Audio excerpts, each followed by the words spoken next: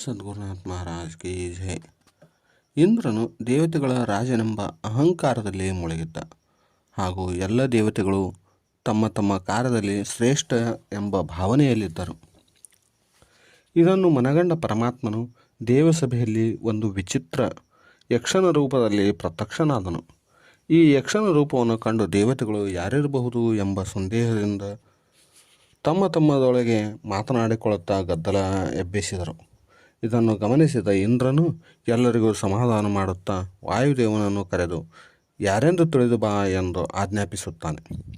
ವಾಯುದೇವನು ಅವನ ಬಳಿ ಹೋಗಿ ಅವನೇ ಮೊದಲು ಮಾತನಾಡಿಸಲಿ ಎಂದು ಶಠನು ನಿಲ್ಲುತ್ತಾನೆ. ಇವನು ನಿಂತದ್ದನ್ನು ಕಂಡು ಯಕ್ಷನು ಯಾರು ನೀ ಎಂದು ಪ್ರಶ್ನಿಸುತ್ತಾನೆ. ವಾಯುದೇವನು ನಾನು ಯಾರು ಎಂದು ಎಲ್ಲರೂ ಬಲ್ಲವರು, ನೀನು ತಿಳಿದಿಲ್ಲವೇ ಎನ್ನುತ್ತಾನೆ. ಯಕ್ಷನು ನನಗೆ ತಿಳಿಯದಪ್ಪ ಎನ್ನುತ್ತಾನೆ. ಹಾಗಾದರೆ ಹೇಳುತ್ತೇನೆ ಕೇಳು. ಎಲ್ಲ ಲೋಕಗಳನ್ನು ಸಂಚರಿಸಿ ಬಲ್ಲ ನಾನು ಇಲ್ಲಿಂದಲ್ಲಿಗೆ ಅಲ್ಲಿಂದಿಲ್ಲಿಗೆ ಕ್ಷಣ ಮಾತ್ರದಲ್ಲೇ ಎಲ್ಲವನ್ನೂ ಹಾರಿಸಬಲ್ಲೆ ಮತ್ತು ಎಲ್ಲರಿಗೂ ಬೇಕಾದ ಪ್ರಾಣವಾಯುವೇ ನಾನು ಎನ್ನುತ್ತಾನೆ. ಯಕ್ಷ ಕ್ಷಣ ಮಾತ್ರದಲ್ಲಿ ಹಾರಿಸಬಲ್ಲೆವ್ಯಾ ನೀನು ಎನ್ನುತ್ತಾ ಒಂದು ಹುಲ್ಲು ಕಡ್ಡಿಯನ್ನು ತೋರಿಸಿ ಇದನ್ನು ಹಾರಿಸಿ ನೋಡೋಣ ಎನ್ನುತ್ತಾನೆ. ಏನು, ನನಗೆ ಹುಲ್ಲು ಕಡ್ಡಿ ಹಾರಿಸಲು ಹೇಳಿವೆಯಾ? ಬೆಟ್ಟ ಗುಡ್ಡಗಳನ್ನು ತೋರಿಸು ನೋಡೋಣ ಎನ್ನುತ್ತಾನೆ. ಯಕ್ಷನು ನಗುತ್ತಾ ಮೊದಲು ಹುಲ್ಲು ಕಡ್ಡಿ ಹಾರಿಸು ಎನ್ನುತ್ತಾನೆ.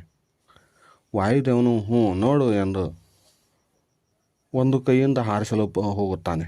ಅದು ಹಾರುವುದಿಲ್ಲ. ಎರಡೂ ಕೈಗಳಿಂದಲೂ ಪ್ರಯತ್ನಿಸುತ್ತಾನೆ. ಸ್ವಲ್ಪವೂ ಅಲುಗಾಡುವುದಿಲ್ಲ. ಕೊನೆಗೆ ತನ್ನ ಎಲ್ಲ ಶಕ್ತಿ ಸಾಮರ್ಥ್ಯದಿಂದ ಹಾರಿಸಲು ಪ್ರಯತ್ನಿಸುತ್ತಾನೆ. ಅದು ಅಲುಗಾಡುವುದಿಲ್ಲ. ಇದನ್ನು ಕಂಡು ಸೋತು ತಲೆ ತಗ್ಗಿಸಿ ದೇವಸಭೆಗೆ ಬರುತ್ತಾನೆ. ಇದನ್ನು ಕಂಡು ಇಂದ್ರನು ಅಗ್ನಿದೇವನಿಗೆ ಹೇಳುತ್ತಾನೆ. ಅಗ್ನಿದೇವನು ಅವನ ಬಳಿ ಹೋಗಿ ಶಠನು ನಿಲ್ಲುತ್ತಾನೆ. ಯಕ್ಷನು ಯಾರು ನೀ ಎನ್ನುತ್ತಾನೆ. ನಾನು ಯಾರು ಎಂದು ಎಲ್ಲರೂ ತಿಳಿದಿರುತ್ತಾರೆ, ನಿನಗೆ ತಿಳಿದಿಲ್ಲವೇ ಎನ್ನುತ್ತಾನೆ. ಯಕ್ಷನು ನನಗೆ ತಿಳಿಯದಪ್ಪ ಎನ್ನುತ್ತಾನೆ. ಹಾಗಾದರೆ ಕೇಳು, ಲೋಕಲೋಕಗಳನ್ನೇ ಕ್ಷಣದಲ್ಲಿ ಸುಡಬಲ್ಲ ಅಗ್ನಿಯಾದ ನನ್ನನ್ನು ನೀನು ತಿಳಿದಿಲ್ಲವೇ ಎನ್ನುತ್ತಾನೆ. ಓಹೋ, ಲೋಕಗಳನ್ನೇ ಸುಡುವೆಯಾ? ಈ ಹುಲ್ಲು ಕಡ್ಡಿ ಸುಡು ಎನ್ನುತ್ತಾನೆ. ಏನು, ಜಗತ್ತನ್ನೇ ಸುಡಬಲ್ಲ ನಾನು ಈ ಹುಲ್ಲು ಕಡ್ಡಿ ತೋರಿಸುವೆಯಾ? ಬೆಟ್ಟ ಗುಡ್ಡಗಳನ್ನು ತೋರಿಸು ಎನ್ನುತ್ತಾನೆ.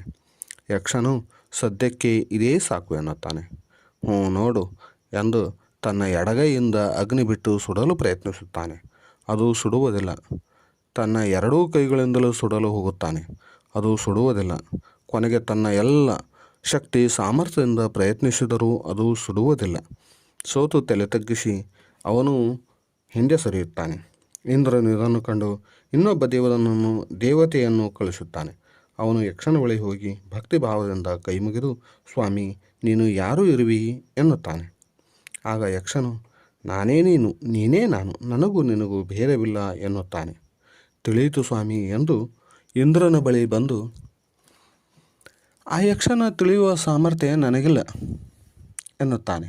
ಇದನ್ನು ನೋಡಿ ನಾನೇ ಹೋಗುತ್ತೇನೆ ಎಂದು ಇಂದ್ರನು ಯಕ್ಷನ ಬಳಿ ತೆರಳುತ್ತಾನೆ. ಇವನು ಬಂದು ಕೂಡಲೇ ಯಕ್ಷನು ಮಾಯವಾಗುತ್ತಾನೆ. ಇದನ್ನು ಕಂಡು ಇಂದ್ರನಿಗೆ ಮುಖಭಂಗವಾಗುತ್ತದೆ. ತನ್ನ ಸೇವಕನಿಗೆ ಮಾತನಾಡಿಸಿ ತನಗೆ ಒಂದೂ ಮಾತನಾಡದೆ ಮಾಯವಾದನಲ್ಲ, ಯಾರಿರಬಹುದು ಎಂದು ಇಲ್ಲೇ ತಿಳಿಯುವೆ ಎಂದು ತಪಸ್ಸಿಗೆ ಕೂಡುತ್ತಾನೆ. ಆಗ ಉಮೆಯ ರೂಪದಲ್ಲಿ ಪ್ರಕಟನಾಗುತ್ತಾನೆ. ಇಂದ್ರನು ತಾಯಿಗೆ ನಮಸ್ಕರಿಸಿ ತಾಯಿ ಇಲ್ಲಿಯವರೆಗೆ ಈ ಅಗೋಚರ ರೂಪದಲ್ಲಿ ಕಂಡವರು ಯಾರು ಎನ್ನುತ್ತಾನೆ. ಆಗ ಉಮಾದೇವಿಯು ಇಂದ್ರ ನಿನ್ನ ಎಲ್ಲರ ಆತ್ಮನಾದ ಪರಮಾತ್ಮನೇ ಅವನು. ನಿಮ್ಮಲ್ಲಿ ಅಡಗಿರುವ ಅಹಂಕಾರವನ್ನು ಕಳೆಯುವುದಕ್ಕಾಗಿ ಆ ರೂಪದಲ್ಲಿ ಪ್ರಕಟಗೊಂಡನು. ಏನೇ ಮಾಡಿದರೂ ನಾನೇ ಮಾಡಿದೆನು, ನನ್ನಿಂದಲೇ ಮಾಡಿದೆನು ಎಂಬ ಅಹಂಕಾರವನ್ನು ಬಿಟ್ಟು ಎಲ್ಲವನ್ನೂ ಈ ಸ್ವರೂಪದಿಂದ ಕಾಣಿರಿ ಎಂದು ಹೇಳುತ್ತಾಳೆ. ಆಹಾ, ಧನ್ಯನಾದನು ತಾಯಿ ಎಂದು ನಮಸ್ಕರಿಸಿ ಹೊರಟು ಹೋದನು. ನೀತಿ: ನಾವು ಎಷ್ಟೇ ಉನ್ನತವಾದ ಹುದ್ದೆಯಲ್ಲಿದ್ದರೂ ದೊಡ್ಡತನದಲ್ಲಿದ್ದರೂ ನಮ್ಮಲ್ಲಿ ಅಹಂಕಾರ ಬಂದರೆ ನಮ್ಮ ಸೋಲು ಖಚಿತ. ನಾವು ಅಧಿಕಾರದ ದಾಹದಿಂದ ಮತ್ತೊಬ್ಬರನ್ನು ಕೀಳಾಗಿ ಕಂಡರೆ ನಾವು ಎಲ್ಲವನ್ನೂ ಕಳೆದುಕೊಳ್ಳಬೇಕಾಗುತ್ತದೆ. ಸದ್ಗುರುನಾಥ್ ಮಹಾರಾಜ್ ಕಿ ಜೈ.